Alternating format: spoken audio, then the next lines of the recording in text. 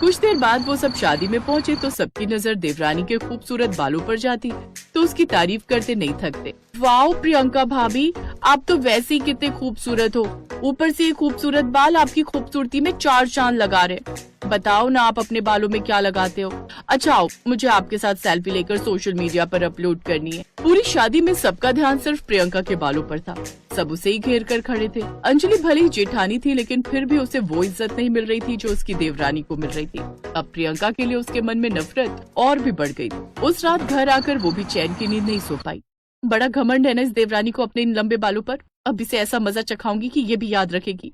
अगले दिन वो ऊपर अपनी देवरानी के कमरे में जाती है और उसके बिस्तर पर च्युइंगम चिपका देती है। कुछ देर बाद जब देवरानी रसोई में काम करके अपने कमरे में कमर सीधी करने के लिए लेटती है तो उसके बालों में च्युइंगम चिपक गई। आ, आ, अरे ये क्या, मेरे बाल ये चिपक कैसे गए? माँ जी। कुछ देर बाद वो दोनों वहाँ आती हैं।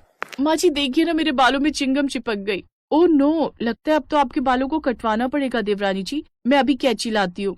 नहीं, उसकी कोई जरूरत नहीं है, तू 2 मिनट रुक बहू, मैं अभी आई। सास फ्रिज से बर्फ लेकर आई और प्रियंका के बालों पर लगाकर उस च्युइंगम को छुड़वा दिया। ओह नो, इस बुढ़िया ने तो ये प्लान चौपट कर दिया। कोई बात, ये ना सही तो दूसरा प्लान सही। अगले दिन जब प्रियंका नहा रही होती है तो उसकी जेठानी ऊपर उसके फ्लोर में जाती है और उसके कमरे में रखे नारियल के तेल में हेयर रिमूवर लिक्विड मिला देती है। फिर जब प्रियंका वो तेल अपने बालों में लगाती है तो उसके काफी बाल झड़ जाते हैं। ओह गॉड, मेरे बाल इतने कैसे झड़ने लगे? तेल की एक्सपायरी डेट तो ठीक है। हो सकता है प्रियंका कोई मिलावटी तेल आ गया हो। ऐसा करो, ये बोतल तुम फेंक दो, मैं कल ऑफिस से आते हुए नया तेल ले आऊंगा। ऐसे ही कुछ दिन बीत जाते हैं। अंजलि हर वो प्रोडक्ट यूज करती जो प्रियंका यूज करती थी, लेकिन फिर भी उसके सर पर बाल नहीं आते थे।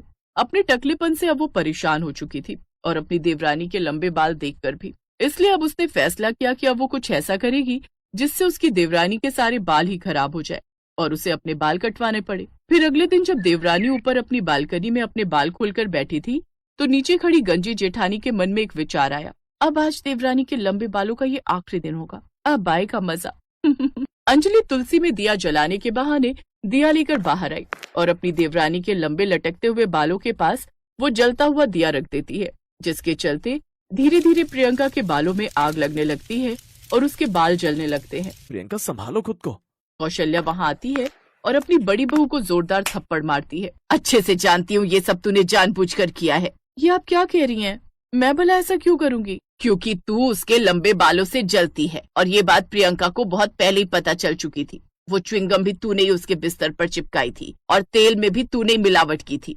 हमें तेरे पति ने सब बता दिया है। मुझे शर्म आती है तुझे अपनी बहू कहते हुए भी। तो मैं और क्या करती? जब से ये आई आप सब इसके बालों की तारीफ करते रहते और मेरे गंजेपन का मजाक उड़ाते रहते थे।